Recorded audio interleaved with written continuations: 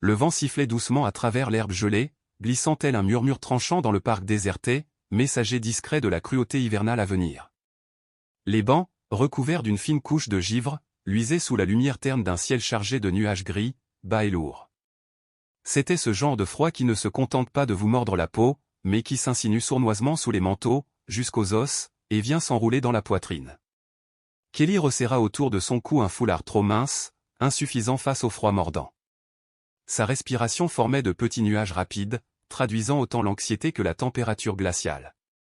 Une main agrippait la sangle d'un vieux sac en toile élimé, l'autre tenait fermement celle de sa fille de 3 ans, Molly. Leur marche était lente, prudente, comme si le sol lui-même pouvait se briser. Le parc était presque vide. Seuls quelques écureuils bondissaient nerveusement entre les arbres dénudés. Le visage de Kelly portait les traces de nuit sans sommeil. Sa peau était pâle, tirée par la fatigue. Des mèches de cheveux blonds s'échappaient de son bonnet de laine, et ses bottes, usées à l'extrême, laissaient deviner que l'hiver n'était pas leur premier combat. Son jean était trop léger pour la saison. Quant à Molly, elle portait un manteau trop petit dont la fermeture éclair restait bloquée à mi-chemin. Ses moufles dépareillés pendaient un peu, mais ses yeux, eux, brillaient d'une lumière intacte curieux, doux, en quête de beauté malgré tout. Elle n'avait nulle part où aller. La veille au soir, le propriétaire avait changé la serrure de leur appartement après 2 mois de loyers impayés. Kelly avait marché toute la nuit à travers la ville, portant Molly lorsqu'elle s'endormait contre son épaule, cherchant un abri, un peu de chaleur, une pause dans la course contre le désespoir. Dans le silence hivernal du parc, Kelly s'assit sur le banc le plus proche, épuisée, et soupira longuement. Elle fouilla dans son sac et en sortit une serviette en papier. À l'intérieur se trouvait leur unique nourriture, un cookie aux pépites de chocolat, un peu écrasé, un peu rassis, mais encore sucré. Elle l'avait acheté avec les dernières pièces qu'elle avait trouvées au fond de son sac, dans une station-service avant l'aube, espérant que cela offrirait à Molly un instant de réconfort. « Tiens, mon trésor, dit-elle doucement en glissant le cookie dans les petites mains de sa fille. Ton petit déjeuner. » Molly regarda le biscuit, puis sa mère. « Tu ne manges pas, toi ?» Kelly esquissa un sourire fragile. « J'ai déjà mangé, chérie. C'est tout pour toi. » Molly hésita. Elle croqua une fois dedans, puis le tint précieusement dans ses 2 mains comme un trésor. En mâchant lentement, son regard vagabonda à travers le parc. Un homme, seul, était assis sur un autre banc, à l'écart. Il portait un long manteau sombre, affaissé sur lui-même, les épaules voûtées, la tête basse. De loin, il semblait dormir, mais sa posture trahissait autre chose, une lourdeur, une immobilité pleine de douleur. « Il a l'air triste, » dit Molly. Kelly suivit la direction de son regard. L'homme ne bougeait pas. Il semblait éteint, pas seulement fatigué, mais brisé. Ses cheveux étaient en désordre, ses chaussures pleines de boue. Ce que Kelly voyait de son visage était blême, creusé. « Ne le fixe pas, ma puce, » murmura-t-elle. Mais Molly s'était déjà levée. « Molly, attends !» appela Kelly en se redressant. Trop tard. La fillette traversait l'herbe givrée, son petit biscuit toujours en main. Elle s'arrêta à quelques pas du banc, suffisamment près pour que l'homme remarque sa présence s'il levait la tête. Il cligna lentement des yeux, sortant de sa torpeur. Lorsqu'il leva enfin les yeux, il vit une enfant au manteau trop petit, lui tendant un demi-cookie comme s'il s'agissait de quelque chose de sacré. « Tu as plus besoin d'un sourire que moi de ce biscuit, » dit-elle d'une voix douce et assurée. « Alors il est pour toi. » L'homme la regarda, figé. Il ne dit rien. Ses yeux, cernés et vides, s'emplirent lentement de larmes silencieuses. Ses mains tremblantes saisirent le cookie. Il le regarda comme si c'était un joyau. Puis une larme solitaire roula le long de sa joue. Kelly les rejoignit quelques instants plus tard, le cœur serré. Elle ouvrit la bouche, prête à s'excuser, à s'expliquer, mais l'homme leva les yeux vers elle. Et soudain, plus un mot. Un silence épais, mais doux. Le vent souffla à travers les arbres, et quelque chose bascula. Le cookie, lui, resta intact dans la main de Jordan, bien après que la mère et la fille aient repris leur marche. Il resta assis sur le banc, le froid engourdissant ses doigts, sa respiration s'élevant en nuages hachés. Les mots de la petite résonnaient en lui, simples, clairs, inoubliables, « Tu as plus besoin d'un sourire que moi de ce biscuit. » Ces mots avaient fissuré quelque chose en lui. Une brèche par laquelle une chaleur oubliée avait commencé à s'infiltrer. Son nom était Jordan Carter. 35 ans. Fondateur et ancien PDG d'une entreprise technologique valorisée à plusieurs milliards, qui portait son nom. Pendant des années, il avait été célébré, adulé, un génie acharné, intouchable. Aujourd'hui, même l'idée de ce qu'il avait été lui paraissait irréelle. 6 mois plus tôt, son monde s'était effondré dans une chambre d'hôpital aseptisée, rythmée par les biplans des machines. Sa femme, Élise, avait combattu un cancer des ovaires pendant 2 longues années. 2 années de soins, d'espoir déçu, de nuits blanches, de courage. Elle avait souri jusqu'au bout, avait tenu sa main, lui répétant que tout irait bien, même lorsque c'était sa propre douleur qui la déchirait. Elle était la femme la plus forte qu'il ait jamais connue. Et quand elle s'était éteinte, un matin de juin, il n'avait pas pleuré. Pas tout de suite. Il était resté là, figé, tenant sa main déjà froide, attendant que la réalité s'impose. Elle ne l'avait jamais fait. Alors Jordan était parti. Il avait quitté l'entreprise, le conseil d'administration, l'appartement luxueux rempli de souvenirs. Il n'avait rien vendu. Il n'avait rien expliqué. Il avait juste pris un sac à dos et s'était effacé de sa propre vie. Sans plan. Sans but. Il voulait sentir le vide, le laisser le consumeur, peut-être même l'anéantir. Il y avait eu des jours sans parole, des jours où la douleur dans sa poitrine était la seule preuve qu'il était encore en vie. Puis il y avait eu cette petite fille avec son cookie. Ce n'était pas que le biscuit. C'était son regard. Pur. Inébranlable. Comme si, malgré tout, il valait la peine d'être vu, d'être reconnu. Elle n'avait pas demandé qui il était. Elle n'avait pas eu peur. Elle avait simplement offert, sans rien attendre en retour. Ce geste aurait pu sembler insignifiant. Il ne l'était pas. Ce soir-là, Jordan s'assit sur un lit de fortune dans un foyer, fixant le plafond, bercé par les ronflements des autres. Ses doigts se souvenaient encore du poids du cookie.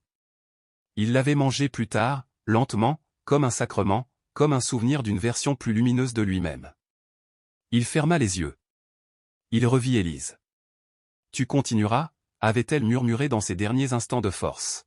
« Même si ça fait mal. Parce que quelqu'un, quelque part, aura besoin de ce que tu as encore à donner. » Il ne l'avait pas cru. Jusqu'à ce jour. Le lendemain matin, Jordan retourna au parc. Il ne s'attendait pas à revoir la petite fille ni sa mère. Mais il s'assit sur le même banc, au cas où. Lorsqu'elles ne vinrent pas, il se leva. Non pas parce qu'il avait un but, mais parce que rester immobile ne lui suffisait plus. Pour la première fois depuis longtemps, une pensée germa en lui. Pas encore un plan. Pas un objectif. Juste une question naissante, et si? Et si ce n'était pas la fin de l'histoire? Il se souvenait de cette sensation à bâtir quelque chose à partir de rien. Des années plus tôt, Jordan avait codé le tout premier prototype de son application dans un café bondé, en sirotant un espresso froid, les paupières lourdes de fatigue, sacrifiant ses nuits de sommeil. Il l'avait fait par conviction. Parce qu'il croyait qu'il pouvait résoudre des problèmes que personne d'autre n'osait affronter. Parce qu'il croyait en l'humanité. Quand avait-il cessé d'y croire? Quand avait-il arrêté de penser que les autres comptaient? Aujourd'hui, il pensait à cette fillette. Molly, c'est ainsi que sa mère l'avait appelée.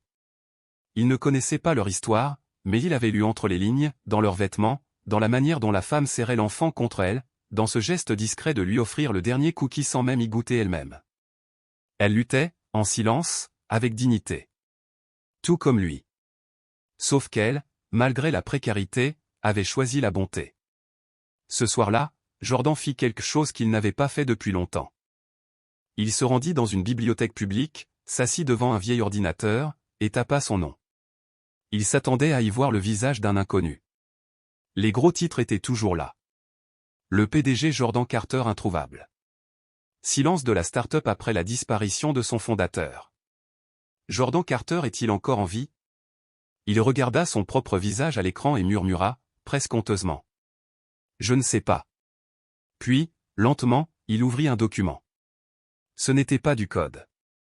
Ce n'était pas une démission. C'était une lettre. À lui-même. Elle commençait par un prénom, Molly.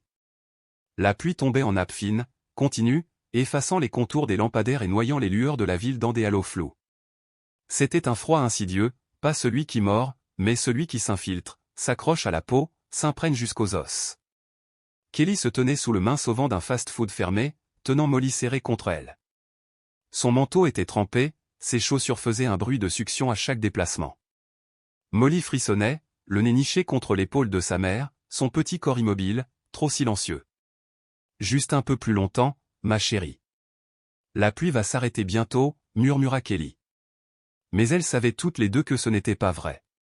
Le bulletin météo annonçait de la pluie toute la soirée. Et elles n'avaient nulle part où aller. Le foyer du centre-ville affichait encore complet. La femme à l'accueil ne l'avait même pas regardé en refusant. Puis, du rideau de pluie, une silhouette se détacha. Jordan. Sans un mot, il s'approcha, tenant un grand parapluie noir et un sac en papier brun. Il les tendit doucement, puis resta là, un instant. Kelly le fixa, méfiante. Pourquoi? Pourquoi fais-tu ça? Mais avant qu'elle n'ait le temps de parler, Molly leva les yeux depuis les bras de sa mère, ses cils perlés de gouttes de pluie.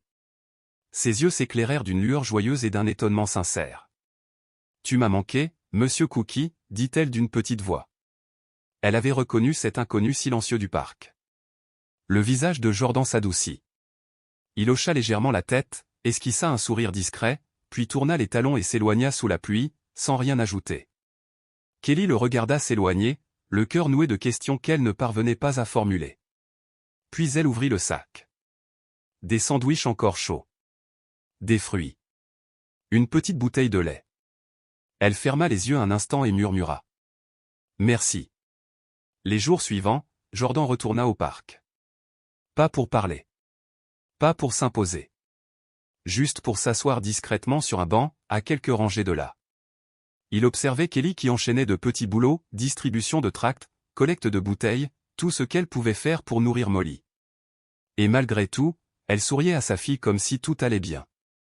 Même quand lui, de son banc, pouvait voir que ce n'était pas le cas. Un après-midi, il vit Molly endormie sur une table de pique-nique, son manteau roulé en guise d'oreiller.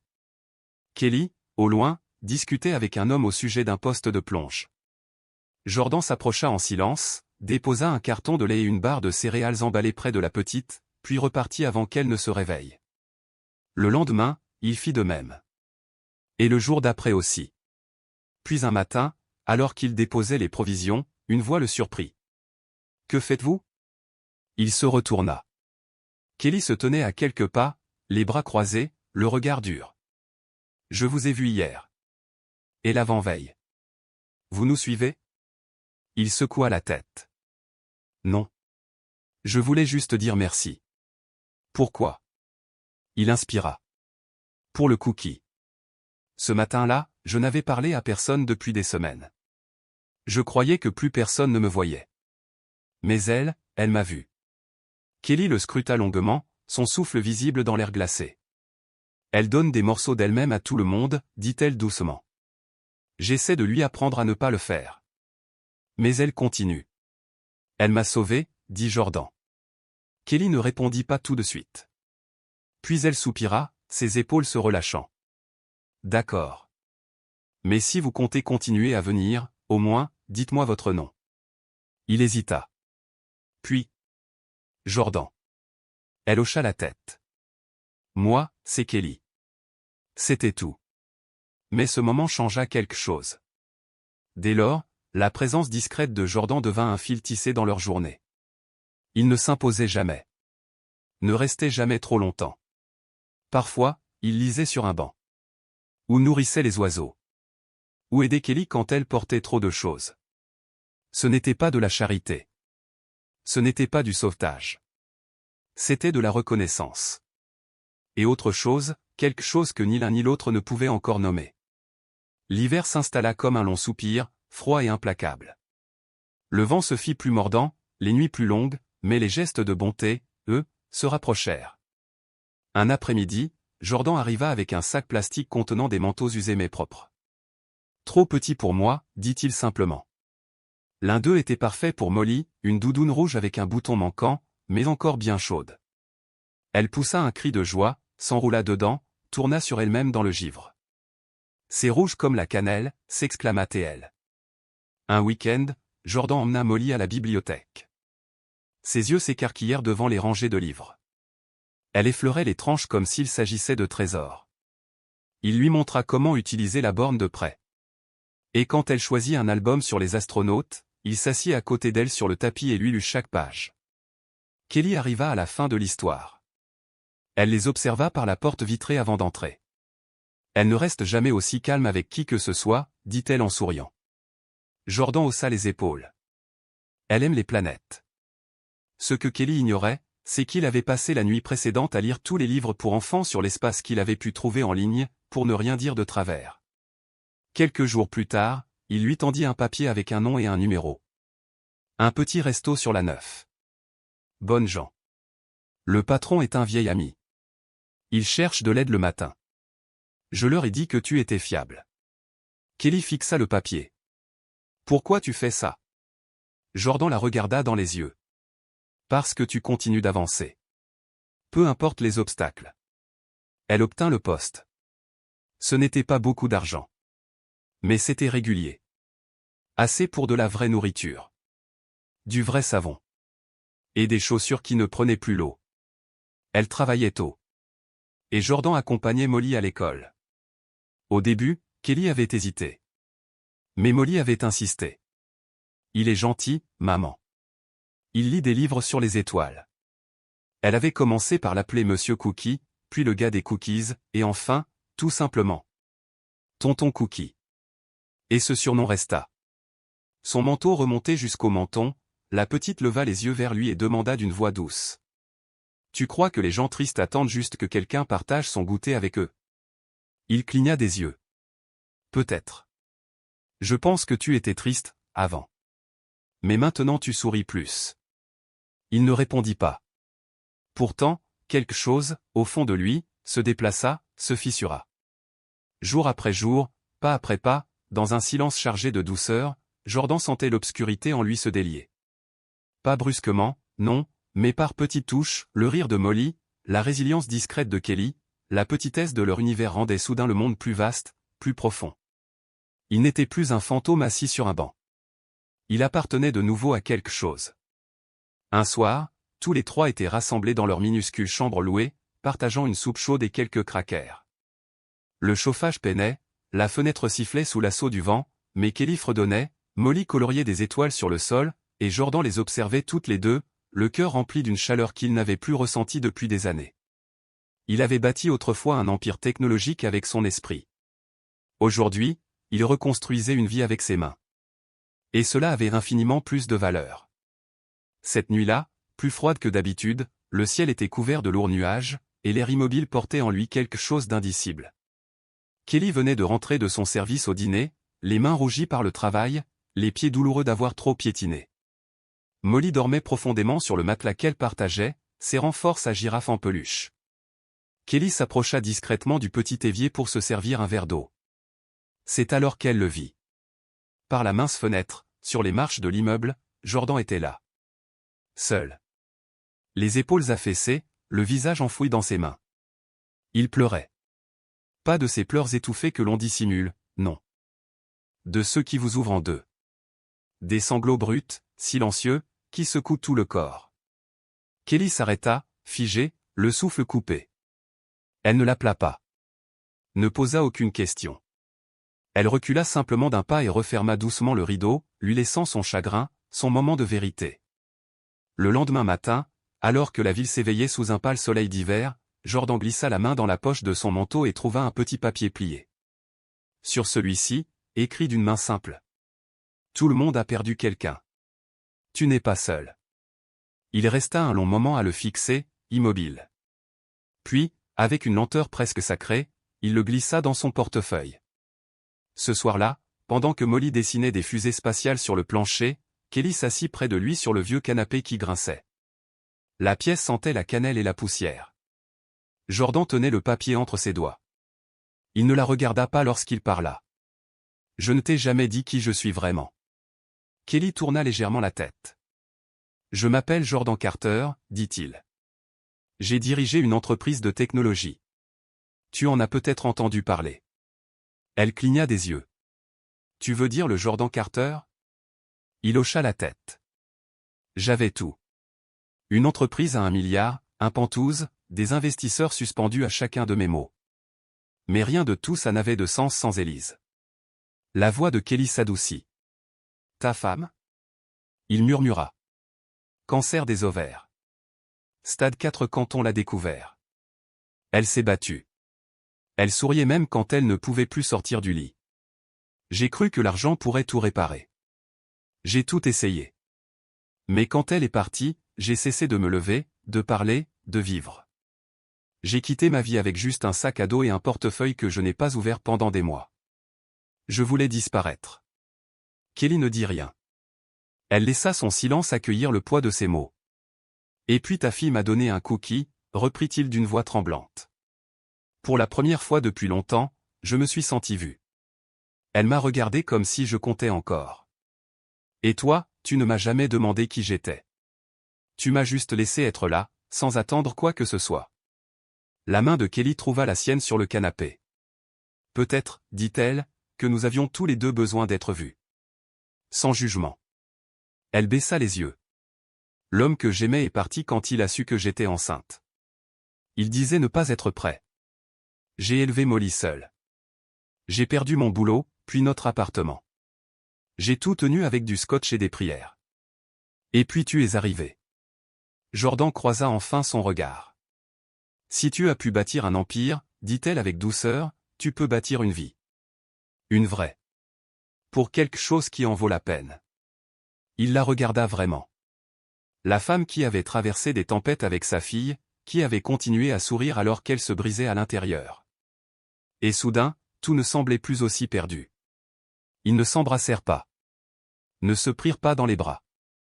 Ils restèrent là, leurs mains simplement jointes sur le canapé. Deux êtres qui n'avaient plus peur d'être brisés l'un devant l'autre. Ce n'était pas un moment spectaculaire. C'était mieux. C'était réel. Le lendemain, les premiers signes du dégel apparaissaient en ville. Des éclats de lumière pâle filtraient à travers le ciel gris, caressant les toits humides et transformant les congères en flaques sales le long des trottoirs. Ce matin-là, Jordan se tenait dans le hall du siège qu'il avait jadis fondé. L'endroit lui semblait à la fois familier et étrangement étranger. Il portait une veste pour la première fois depuis plus d'un an. Le tissu lui serrait les épaules, comme un souvenir qui peinait à retrouver sa place. Les regards se tournaient vers lui. Certains employés laissaient tomber leurs gobelets de café. Les chuchotements couraient dans les couloirs comme une rumeur ancienne revenue à la vie. C'est bien. Jordan Carter? Il entra seul dans l'ascenseur. Le carillon résonna plus fort que dans sa mémoire. Arrivé à l'étage exécutif, il marcha sans hâte. Non pas avec l'assurance d'un magnate qui revient en conquérant, mais avec l'humilité de quelqu'un qui avait vu ce qui comptait, et ce qui ne comptait plus. Dans les couloirs, ses pas résonnaient sur le marbre. Certains bureaux portaient de nouveaux noms. D'autres arboraient encore les siens, intacts. L'entreprise avait prospéré en son absence. Mais elle avait perdu son âme. Les profits avaient grimpé, oui. Mais la passion s'était évaporée. Il convoqua une réunion du conseil. Ses anciens collègues, surpris de le voir, s'assirent raides, méfiants. Jordan se posta en tête de table, sans effet de manche. Je ne suis pas revenu pour récupérer ce que j'ai laissé. Je suis revenu pour reconstruire ce que nous avons perdu. Il fit une pause. Je sais bâtir des entreprises. Mais maintenant, je veux bâtir du sens.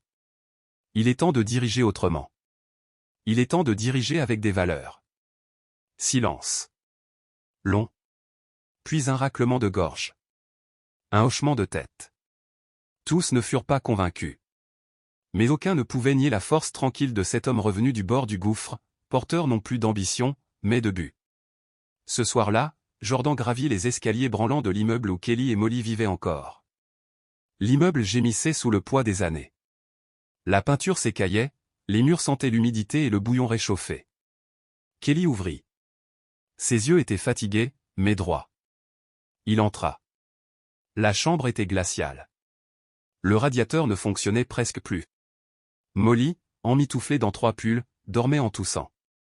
J'ai trouvé un endroit, dit Jordan doucement. C'est calme.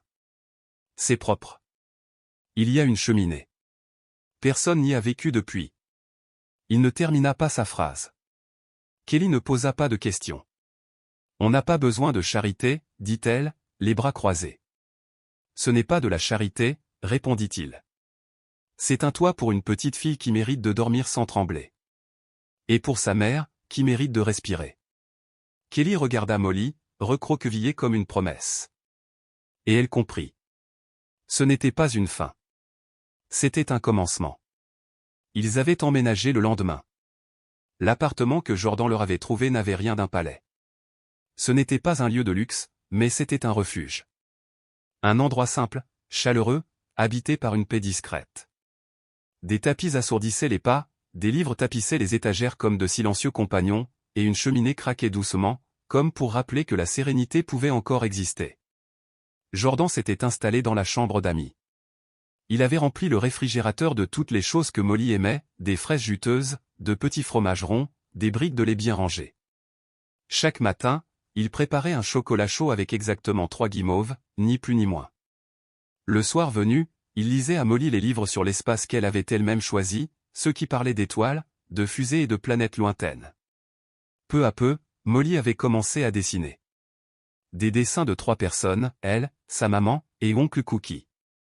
D'abord au crayon gris, puis avec des crayons de couleur, et enfin avec des feutres éclatants aux couleurs si vives que Jordan sentait sa gorge se nouer à chaque nouveau chef-d'œuvre. Kelly, au début, avait observé avec prudence. Une méfiance naturelle, forgée par les épreuves. Puis cette méfiance s'était transformée en surprise, puis en quelque chose de plus doux. Une forme de confiance naissante.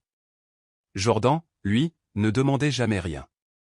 Il n'essayait pas de prendre la place de quiconque. Il était simplement là.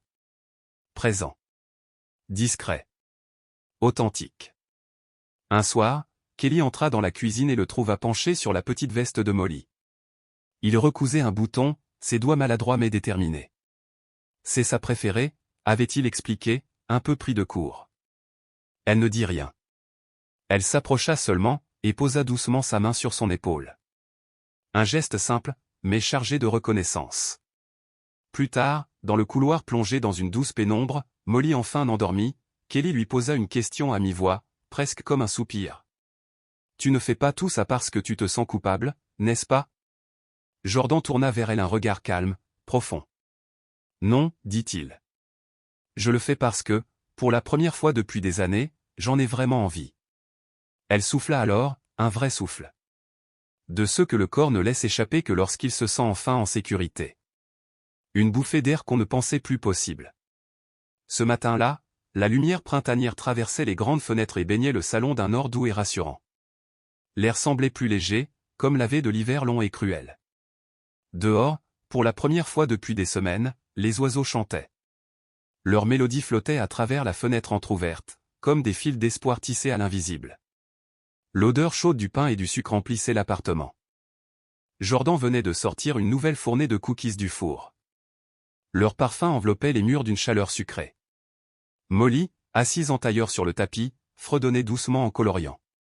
Autour d'elle, une explosion de crayons, éparpillés comme des confettis multicolores. La petite tirait la langue en guise de concentration, penchée sur sa feuille, le cœur pressé de tout faire entrer, les étoiles, les sourires, les couleurs, l'amour. Kelly, elle, pliait le linge sur le canapé, ses mains travaillant mécaniquement, mais son esprit tout entier absorbé par la scène. Par la musique discrète du bonheur. Soudain, Molly bondit sur ses pieds, les yeux brillants d'excitation. « Regarde ce que j'ai fait !» s'écria-t-elle, brandissant son dessin à 2 mains, fière comme un soleil. Le dessin débordait de couleurs et d'imagination. 3 personnages à bâton se tenaient sous un ciel bleu lumineux.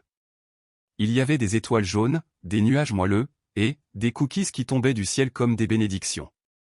Un personnage avait de longs cheveux blonds. L'autre portait une robe rose et des chaussures assorties.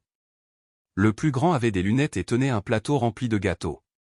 Tout en haut de la feuille, en lettres irrégulières mais résolues, on pouvait lire « Moi, maman et oncle Cookie, qui fait les meilleurs cookies du monde ?» Jordan s'immobilisa. Le dessin le frappa en plein cœur, plus fort que n'importe quel triomphe professionnel. Plus fort qu'un contrat signé, qu'un compte bancaire bien garni. Sa gorge se serra. Il tendit la main, prit la feuille avec une infinie délicatesse, comme si elle contenait une vérité oubliée de son âme. « Je l'adore » murmura-t-il, la voix rauque. Kelly s'approcha, s'essuyant les mains sur un torchon. Elle observa le dessin. Elle sourit, doucement, mais ses yeux brillaient d'une émotion trouble, mêlant tendresse et fragilité. « Elle te voit comme de la famille, dit-elle. Jordan la regarda, les yeux ombragés d'émotion. « Je ne cherche pas à prendre la place de quelqu'un, souffla-t-il. Je sais que je ne suis pas son père. Je sais que tu as tout porté seul. Mais, je veux rester. Pas parce que je pense que vous avez besoin de moi. Pas pour combler une absence. Mais parce que, je n'ai jamais autant désiré appartenir à un endroit. » Il hésita, puis ajouta. « Quand elle rit, quand tu souris, c'est comme si je me réveillais. Comme si, enfin, j'avais trouvé quelque chose qui me donne envie de rester. » Depuis Élise, je n'avais plus rien ressenti de tel. À la mention de sa défunte épouse, Kelly retint son souffle. Ses yeux se mirent à scintiller. Elle murmura. « J'ai longtemps cru que laisser quelqu'un entrer à nouveau, c'était trahir. Que ça effaçait tout ce que j'avais traversé. Mais maintenant... » Elle s'interrompit, reprenant contenance. « Maintenant je crois que guérir, ce n'est pas oublier. C'est faire de la place pour la joie à nouveau, même quand ça fait peur. » Jordan tendit la main. Cette fois, elle ne recula pas. Elle posa la sienne dans la sienne. « Je ne veux pas être quelqu'un qui passe dans ta vie, dit-il. Je veux être quelqu'un qui reste. » Et Kelly, les yeux embués, laissa tomber les premières larmes. Pas des larmes de douleur. Ni de peur. Mais de cette vérité douce et silencieuse qu'elle n'avait plus osé espérer, elle était, enfin, prête à y croire. Demain. La cuisine embaumait la vanille, le sucre roux, et quelque chose d'indéfinissable, un parfum si doux qu'il semblait caresser l'âme. Une vieille chanson passait à la radio, une de celles qui vous font doucement balancer sans que vous sachiez pourquoi. Dehors, la vie suivait son cours. Les voitures passaient, les oiseaux chantaient. Mais à l'intérieur de cette petite maison, le temps semblait suspendu de la plus belle des manières. Jordan se tenait devant le four, un tablier fleuri poudré de farine noué autour de la taille. Il sortit avec soin une plaque de biscuits dorés qu'il posa sur le comptoir.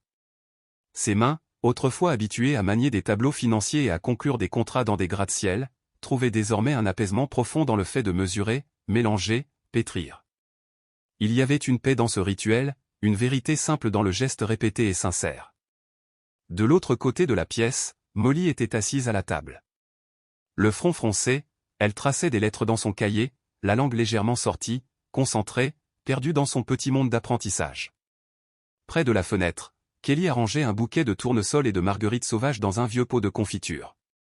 Elle se retourna légèrement, attrapa du regard Jordan qui saupoudrait les biscuits tièdes de sucre glace. « Tu sais, dit-elle avec un sourire taquin, tu prends ça plus au sérieux que tes réunions d'investisseurs. » Jordan rit doucement. Parce qu'ici, tout ne s'effondre pas si on oublie de préchauffer le four. À cet instant précis, Molly lâcha son crayon, bondit sur ses pieds et courut vers eux, emportée par une joie pure et contagieuse. Elle enlaça Jordan par la taille avec tout l'élan de son petit cœur, puis leva la main pour attraper celle de Kelly. Elle les attira l'un contre l'autre, formant un câlin géant, maladroit mais débordant de tendresse. « Les cookies de papa, c'est les plus heureux du monde entier !» s'exclama-t-elle avec fierté. Jordan baissa les yeux vers elle, les yeux brillants de douceur. Puis, il se pencha et déposa un baiser sur le front de Kelly.